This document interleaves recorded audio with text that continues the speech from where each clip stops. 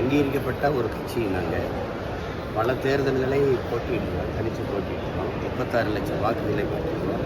இம்முறையும் போட்டியிடுவோம். இப்போ எங்களை அந்த போட்டியில் நீ வச்சிருக்கணுமா இல்லையா? அப்போ உன் கருத்து கணிப்பின் நேர்மை தெரியுதா இல்லையா? எங்கே என் கட்சி பேருங்க அங்கே? அப்போ நீ என்ன கணிக்கிறியா உன் கருத்தை திணிக்கிறியா? அதை போய் பேசிட்டு இருக்க வேண்டியதில்லை. இப்போ நீங்கள் இவ்வளோ ஊடகங்கள் இருக்கீங்க, தேர்தல் நேரத்தில் நாங்கள் போட்டியிடுறோங்கிறதா சொல்லுவீங்களா? சொல்ல மாட்டீங்க. மற்றவையில் தான் இப்போ நாங்கள் எப்படி எடுத்துக்கிடுவோம்? 64 விழுக்காடுங்க நீங்கள் கணக்கு செய்வீங்க, மீதி 36 எங்கே இருக்குது? அது நாங்கள் தான்ட்டு போயிடுவோம். நிலைப்பாடு இதே மாதிரி கணித்து போட்டியா இல்லை காலம் கணிஞ்சிருச்சு. அப்புறம் வந்து ஒரே மாதிரி அரசியல் எல்லாம் நிலந்து காலத்தில் இல்லை. அது அரசியல் வியாபாரிகள், நாங்கள் போராளிகள். ரெண்டுக்கும் வித்தியாசம் இருக்குது. நான் செய்ய வந்தது பொலிட்டிக்கல் ரெவல்யூஷன், பொலிட்டிக்கல் பிஸ்னஸ். உங்களுக்கு புரியுதா? இங்கே இருக்கிற தலைவர்களை பார்த்து வேலை செய்ய வந்த பிள்ளைகள் இல்லை நாங்கள்.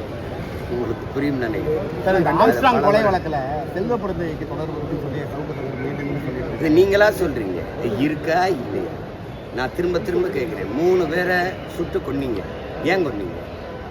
அந்த வழக்கில் சம்மந்தப்பட்டவங்க ஏன் சுட்டு கொள்ள வேண்டிய தேவை வந்தது? அவர்கள் தான் குற்றவாளிகளா? அதை சொல்லுமா அரசு? இந்த குற்றத்தில் நேரடி தொடர்புடையவர்களா? அதை சொல்லுமா? அவர்கள் தான் கொலைக்கு திட்டம் தீட்டினார்கள், அப்படி ஏதாவது சொல்லுமா?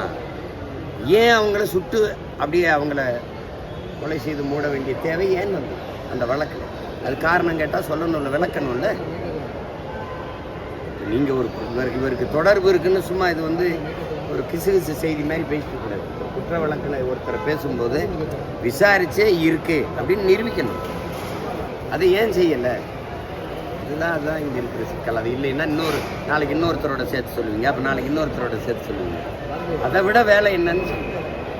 இப்போ அப்படி சவுதிசான் ஒரு வீட்டில் வந்து குற்றம் நிகழ்ந்தது வெளிப்பட உங்களுக்கு தெரியும். குற்றத்தை செய்தது யாரு? அது வெளிப்பட. அதுக்கு எதுக்கு சிபிசிஐடி விசாரணை? அதில் கேஸ் போட்டுக்கிறது சாதாரண செக்ஷனில் போட்டுருக்காங்க. எல்லாமே பெயிலபிள். நீங்கள் தானே குற்றத்தை செய்த, நீங்களே அதிகாரம் யார்கிட்ட இருக்கோ அவங்களே அதை செய்யும்போது உங்களுக்கு பாதுகாப்பாக தான். என்ன நீங்கள் பூனை குட்டியை கடிக்கிற மாதிரி தான். எலியை கடிக்கிறதுக்கும் தன் குட்டியை கடிக்கிறதுக்கு இருக்குது. எங்களையெல்லாம் எலியை கடிக்கிற மாதிரி கடிப்பீங்க, உங்கள் ஆளுகளை கடிக்கும்போது பூனை தன் குட்டியை கடிக்கிற மாதிரி கடிப்பீங்க. அது தெரிஞ்சது தானே. நீங்கள் என் வீட்டில் வந்து எதுக்கு இந்த அழைப்பானையை ஒட்ட வேண்டிய அவசியம் இல்லை. நாள் எனக்கு கொடுத்தீங்க, நான் உங்களுக்கு கலக்குன்னு சொல்லிட்டேன். 2 நாள் விட்டு வர்றேன். நான் ஒசூரில் தான் இருக்கேன். நீங்கள் அழைச்சி சொன்னாலும் அது பகிரில் அனுப்புனாலே எனக்கு வந்துடும். அங்கே இருக்க காவலருக்கு தொலைநகரில் அனுப்புனாலே எனக்கு வந்துடும். அதை விட்டுட்டு போய் அவன் வீட்டில் ஒட்டு, நான் இல்லாத நேரம் பார்த்துக்குவேன். அப்போ என் மனைவி இருக்காங்க.